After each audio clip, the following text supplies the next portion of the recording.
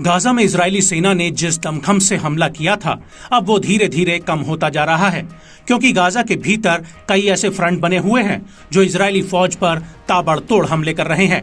हालात ऐसे बन गए हैं कि इजराइल ने गाजा के भीतर से अपनी कई बटालियनों को वापस बुला लिया है, लेकिन फिर भी खान यूनिस और रफा जैसे इलाकों में इजरायली सेना लगातार हमास के ऊपर हमले कर रही है।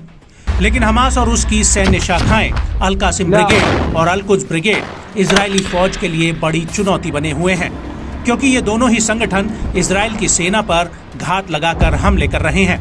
और अब इसी कड़ी में अल कुद्स ब्रिगेड ने खान यूनिस शहर के उत्तर पश्चिम में आईडीएफ पर बड़े हमले किए हैं।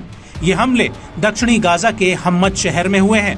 अल कुद्स ब्रिगेड का कहना है कि उसने हम्मद शहर में इजरायली सेना के वाहनों पर टैंडेम और आरपीजी रॉकेट लॉन्चर से हमला किया है। अल कुद्स ब्रिगेड के मुताबिक उसने इसी इलाके में इजरायली सैनिकों को बूबी ट्रैप में फंसाकर ढेर कर दिया है।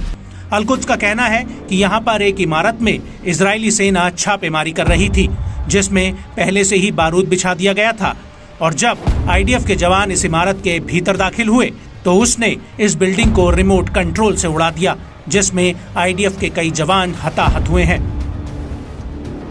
इसके अलावा अल कुद्स के लड़ाकों ने इजराइल के ज़ेरौत इलाके में रॉकेट भी दागे हैं, जिसकी इजरायली मीडिया ने पुष्टि भी की है। ज़ेरौत के अलावा अल कुद्स ने गाजा में उन बस्तियों पर भी हमला किया है जहां पर इजरायली फौज का कब्जा है। अल कुद्स के साथ साथ गाजा में अलास्का मार्टर ब्रिगेड ने भी हम्मद शहर के भीतर 60 mm मोटर गोलों से आईडीएफ पर हमला किया है। आपको बता दें कि गाजा के भीतर आईडीएफ डबल और ट्रिपल अटैक से जूझ रही है।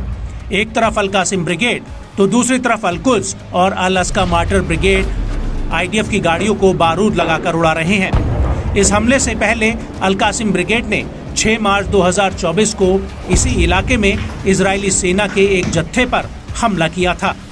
अल कासिम ब्रिगेड का दावा है कि उसने इस हमले में इजराइल के 20 जवानों को मार गिराया था।